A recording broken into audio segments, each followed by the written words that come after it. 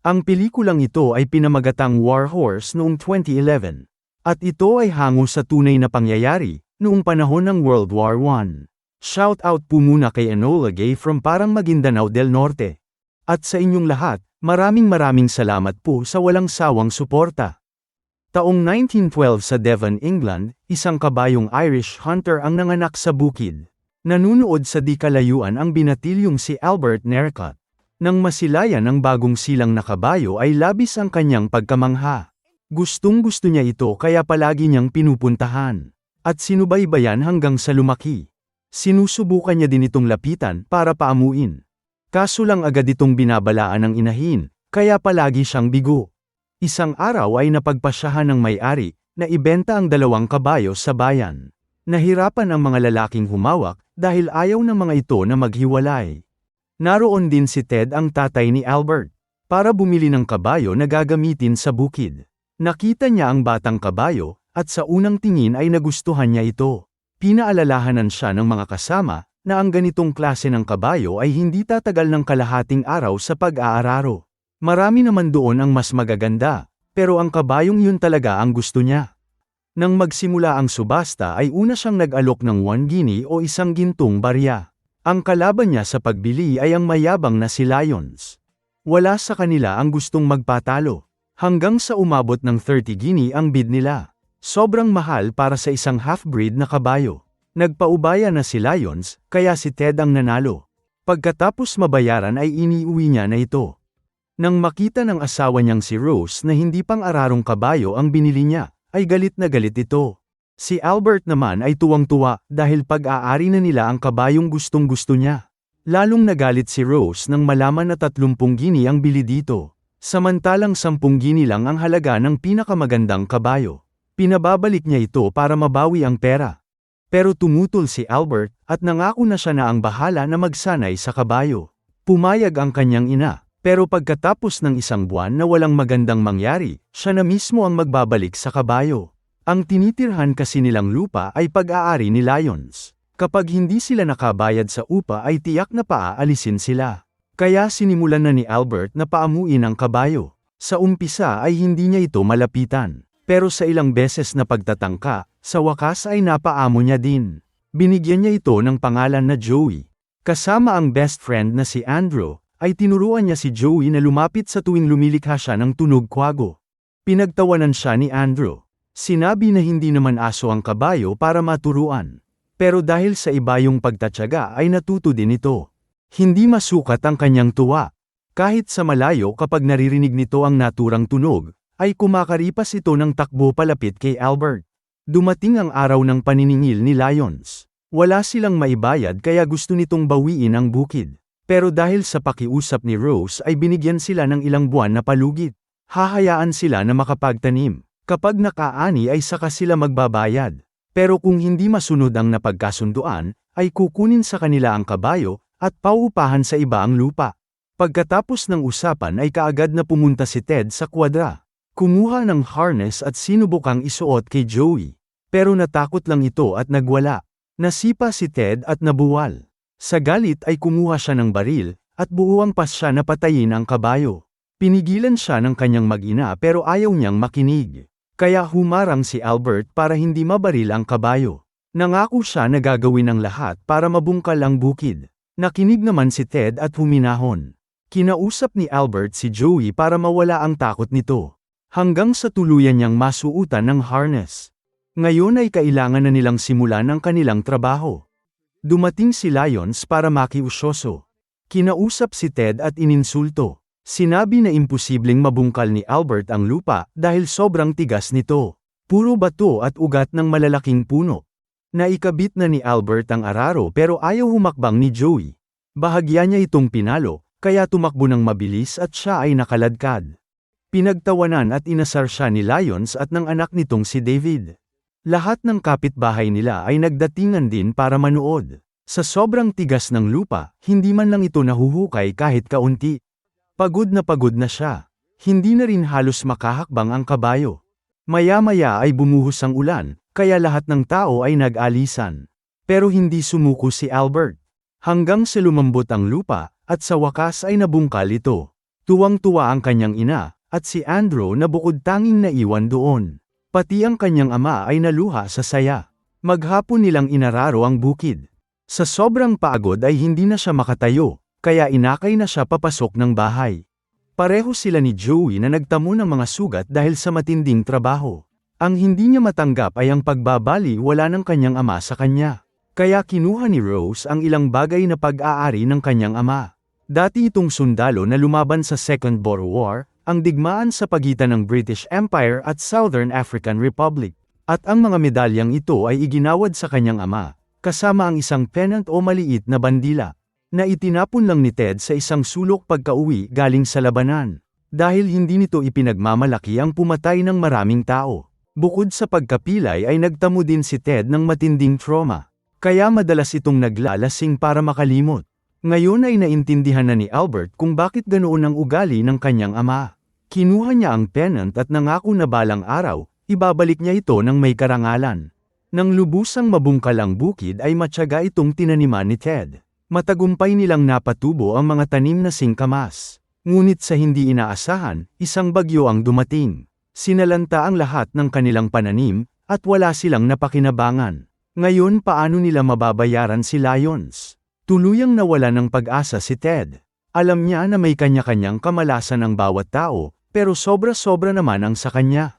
Sa bayan ay ibinalita, na ang kanilang bansa ay makikipagdigmaan sa Germany. Kaya nagdesisyon si Ted na ibenta si Joey sa mga opisyal na lalahok sa digmaan.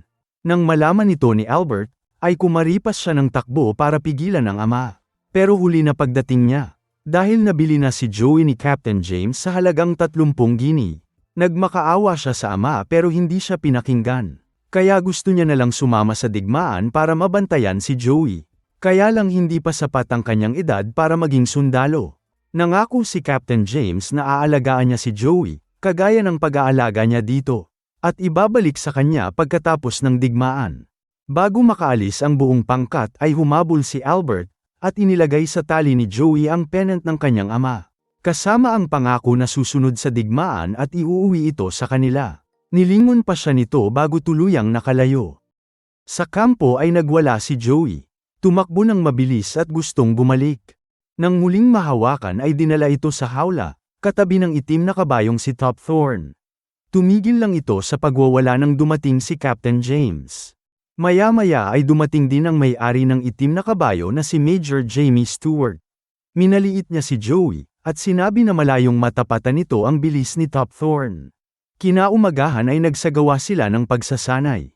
Dito ay napatunayan ni Joey ang kanyang bilis at kakayahan. Nalagpasan niya si Top Thorn, at sila ni Captain James ang nanguna. Mula noon ay naging magkaibigan na ang dalawang kabayo. Sumulat si Captain James kay Albert, kasama ang larawan ni Joey, bilang patunay na maayos ang lagay nito. Taong 1914 nang makarating ang grupo nila sa France. Pinagplanuhan nilang mabuti kung paano sasalakayin ang mga sundalong German na nakabantay sa border. Kinabukasan ay naghanda sila sa pagsalakay. Sa talahiban sila dumaan para hindi gaanong mapansin. Mabilis ang kilos na sumugod sa kampo ng kalaban. Dahil hindi nakapaghanda ay marami ang namatay sa mga ito. Sinikap ng iba na makatakbo papunta sa gubat na kanila namang hinabol. Sa hindi inaasahan ay doon pala nakatago ang mga machine gun ng grupo. Dahil espada lang ang kanilang sandata ay wala silang naging laban. Walang tigil na pinaulanan sila ng bala. At sa kasamaang palad, si Captain James ay nasawi. Ang mga kasamahan nilang sumuko ay pinatay din. Pero si Joey ay nakaligtas. Kaya lang nahuli siya ng mga sundalong German. Nahuli din si Top Thorn. Nang makita siya ay kumawala ito, at tumakbo papunta sa kanya. Gagamitin sila na panghakot sa mga armas. Ang mga sugatang kabayo, at ang mahirap pasunurin ay pinapapatay. Si Top Thorn ay napili para maghakot ng mga sugatan. Pero nahirapan ang magkapatid na si Gunther at Michael, dahil ayaw nitong magpalagay ng harness. Kaya lumapit si Joey at ipinakita kay Top Thorn kung paano ito gawin. Nawala ang takot nito at sa wakas ay nasuutan nila ng harness. Natuwa si Gunther kay Joey kaya kinuha siyang katulong ni Top Thorn sa paghila ng kariton. Sa kabilang dako, habang nag-aani ng pananim ang pamilya ni Albert, ay natanggap niya ang sulat ni Captain James. Tuwang-tuwa siya nang makita ang litrato ni Joey, pero napawi ang kanyang ngiti nang mabasa ang isa pang sulat. Nagsasabi na namatay si Captain James sa labanan. Inisip niya na kasama din si Joey sa namatay, kaya hindi niya mapigil ang umiyak. Narating na ng mga sundalong German ang kabilang kampo. Ipinaalam ng kanilang superior na kinagabihan ay susugod sila sa kalaban. Inutusan nito si Gunther na pumunta sa kabilang kampo para iparating ang mensahe. Sinubukan niyang isama ang kanyang kapatid pero hindi sila pinayagan. Kinumbinsi niya na lang si Michael na huwag sumama sa pagsalakay dahil hindi pa nito kayang lumaban. At pangako niya din sa kanilang ina na hindi sila maghihiwalay. Pero hindi ito nakinig sa kanya. Nagsimula ng magmarcha ang buong hukbo papunta sa kalaban. Siya naman ay mauunang umalis dala si Joey at Top Thorn. Pero hindi niya kayang iwan si Michael. Kaya hinanap niya ito sa hanay at binitbit. Isinakay sa kabayo, saka magkasamang tumakas. Narating nila ang isang kamalig, at dito sila magpapalipas ng gabi. Masaya nilang binalikan ang alaala ng kanilang pagkabata. Ngunit hindi nagtagal ay natuntun sila ng mga opisyal. Dahil sa pag-aabandona sa kanilang tungkulin, sila ay hinatulan ng kamatayan. Kinabukasan ay nakita ng batang si Emily ang dalawang kabayo. Si Emily ay ulila na sa magulang, at namumuhay na lamang kasama ng kanyang lolo. May malubha siyang sakit na sinisikap lunasan ng matanda. Ipinakita niya ang dalawang kabayo at binigyan ng bagong pangalan. Sinabi na kapag walang nagpunta doon ay pag-aari na niya ang mga ito. Naghanda siya ng makakain, at ibinigay sa dalawa. Pagkatapos ay isinama si Joey, dahil tuturuan niya ito na tumalon ng mataas. Pero kahit anong gawin niyang pang-uuto, ay ayaw nitong tumalon sa inilagay niyang kahoy. Natatawa ang kanyang lolo habang pinapanood sila. Maya-maya ay dumating ang grupo ng mga sundalo. Mabilis na kinuha ni Emily ang dalawang kabayo para itago. Ang pakay ng mga ito ay para mangulimbat ng mga supply. Inani ang kanilang mga pananim, at walang awang inubos ang mga nakaimbak nilang pagkain. Tinanong kung may alaga silang hayop. Wala ni isa ang sagot ng matanda. Hindi nakita ang mga kabayo dahil sa kwarto ito ni Emily itinago. Ngayong araw ay kaarawan ng bata. Bilang regalo ay pinayagan siya ng kanyang lolo na sumakay sa kabayo. Mahigpit na binilinan na huwag lalayo. Masaya silang umalis papunta sa kabilang burol. Sumunod din sa kanila si Top Thorn. Kaya lang muling dumating ang mga sundalo. Nahuli ng mga ito si Emily. Nakiusap ang matanda na isang kabayo lang ang kunin, at ang isa ay iwanan sa kanyang apo. Pero hindi sila pinagbigyan. Kaya labis ang iyak ni Emily. Ibinigay ang dalawang kabayo kay Private Hengelman, para gamiting panghakot sa mga sandata. Habang nasa daan, isang kabayo ang bumagsak dahil sa pagod. Walang awa itong pinatay ni Major Tompkins. Pagkatapos ay kinuha si Top Thorn bilang kapalit, pero iginiit ni Hengelman na mahina ang mga paa nito dahil may sugat. Kaya tumakbo si Joey palapit, pahiwatig na siya na lamang ang ipalit. Sa ganitong paraan ay may liligtas niya si Top Thorn. Dahil paakyat ang daan, ay hirap na hirap ang mga kabayo sa paghila sa napakabigat na kanyon. Hanggang sa wakas ay natapos din nilang maisampa ang malalaking sandata. Pagkatapos ay nagsimula na silang magpaulan ng bala sa kampo ng kalaban. Sa kabilang panig ay naroon ang mga sundalong British. Kasama si Albert at Andrew na nasa hustong gulang na para maging sundalo. Naglagay siya ng sulat sa mailbox, dahil hindi pa rin siya sumusuko sa paghahanap kay Joey. Kasama din nila ang anak ni Lyons na si David, na hanggang dito ay inaasar pa rin si Albert. Sa paligid ay maririnig ang sunod-sunod na pagsabog, hudyat na malapit na sa kanila ang mga kalaban. Si Andrew ay pinanghinaan ng loob at walang tigil na umiyak. Pilit siyang pinakalma ni Albert. Sa utos ng kanilang pinuno, ay mabilis silang lumabas mula sa kanilang pinagtataguan. At sinalubong ang nagliliparan na mga bala. Dahil walang mapagkublihan, marami sa kanila ang namatay. Si David ay natamaan din. Tinulungan siya ni Albert at ikinubli sa isang harang. Samantalang si Andrew ay hindi umalis sa kinalalagyan. Ngunit may mga kalaban na dumating kaya sumunod din siya sa mga kasama. Wala siyang tigil sa pagtakbo, at maswerte na hindi nahagip ng bala. Ilang kalaban na may machine gun ang nakakubli, at walang tigil na bumabaril. Hinagisan ito ni Albert ng granada, kaya nagawa nilang makatawid sa kabilang hideout. Dito ay makikita ang maraming bangkay na nakasuot ng mask. Isa sa pinalad na makarating doon ay si Andrew. Tuwang-tuwa siya dahil pareho silang buhay. Pero sa kasamaang palad, sa likuran nila ay may sumabog na gas bomb. Nasawi ang iba nilang kasamahan, kabilang si Andrew. Patuloy na naglakbay ang mga sundalong German, kasama ang 2 kabayo sa pangangalaga ni Hengelmann. Napansin niya na wala ng lakas si Top Thorn dahil sa sugat sa paa. Kaya lang hindi sila pwedeng tumigil sa lugar na yun. Sa sobrang panghihina ay nabuwal si Top Thorn, at kalaunan ay tuluyang namatay. Nakita niya ang mga kasamahan na nagtatakbuhan pabalik. Ayaw niyang iwanan si Joey kaya binitbit na siya ng mga kasama. Pinatatakbo niya ito pero hindi siya pinansin, dahil abala ito sa paggising kay Top Thorn. Maya-maya, isang tangke ang papalapit sa kinaroroonan ni Joey. Sa takot ay tumakbo siya ng napakabilis. Tinalon ang pinagtataguan ng mga sundalo. Hindi siya tumigil sa kabila ng nagliliparan ng mga bala, at sumasabog na paligid. Hanggang sa marating niya ang lugar na kung tawagin ay No Man's Land. Binangga ang mga barbed wire na harang. Pumulupot ito sa kanya, hanggang sa tuluyan siyang mabuwal. Napansin siya ng sundalong British na si Colin. Sinubukan nilang gumawa ng kung ano-anong ingay para tawagin siya, pero hindi siya makatayo. Dala ang puting bandila ay lumabas si Colin sa pinagkukublihan, para puntahan si Joey. Matagumpay niyang narating ang kinaroroonan ng kabayo. Kailangan niya ng wire cutter pero wala siyang dala. Sakto naman na lumapit din si Peter, isang sundalong German na may dalang wire cutter. Nagtulong sila at isa-isang pinutol ang mga barbed wire. Matapos mapakawalan ay nagtalo ang dalawa, kung kanino mapupunta ang kabayo. Kaya napagpasyahan nila na mag-coin toss na lang. At si Colin ang nanalo. Dinala niya ito sa kabilang kampo, kung saan tinitipon ang mga sugatan. Narito din si David na buhay pa.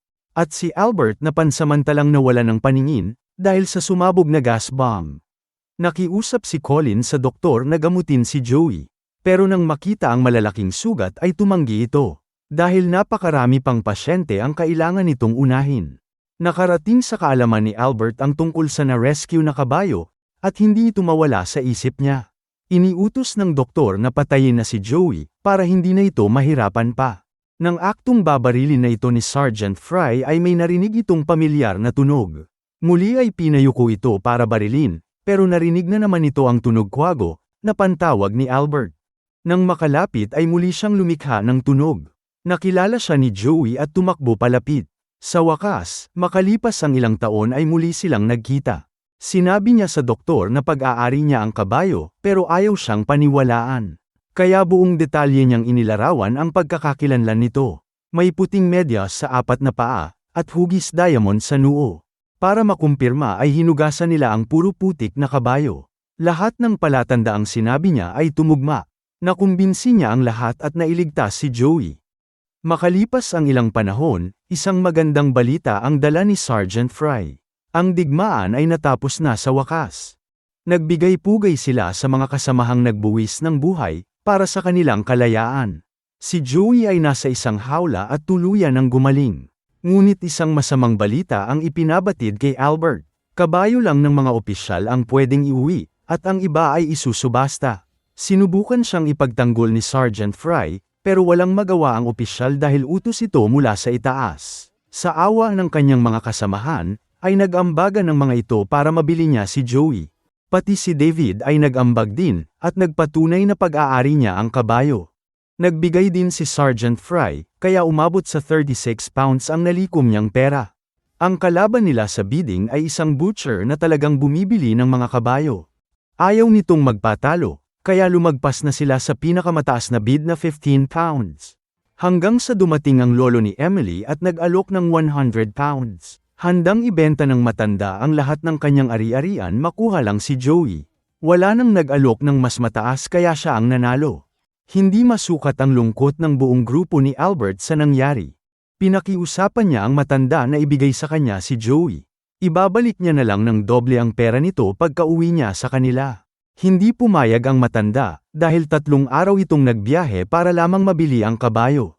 Ito na lang kasi ang natitirang alaala ni Emily, dahil pumanaw na rin pala ang bata. Pero nang dadalhin na nito si Joey, ay tumakbo ito pabalik kay Albert. Kinausap niya ang kabayo at sinabi na ayos lang ang lahat, Hindi na siya mag-aalala dahil alam niya na nasa mabuti itong kamay. Mapalad nga sila dahil nagkita silang muli, at parehong nakaligtas sa digmaan. Nakita ng matanda kung gaano sila kalapit sa isa't isa. Pagkatapos magpaalam ay bukal sa loob na ibinalik niya ang kabayo. Ipinakita ng matanda ang pennant na nakuha nito kay Joey noon. At nang malaman na pag-aari niya ay ibinalik ito sa kanya. Paalis na sana siya, nang muli siyang tawagin ng matanda. Para ibalik din si Joey. Dahil napatunayan nito na talagang siya ang tunay na nagmamay-ari sa kabayo. At marahil kung buhay lang si Emily, ay ganito din ang gagawin. Labis-labis ang pasasalamat niya sa matanda.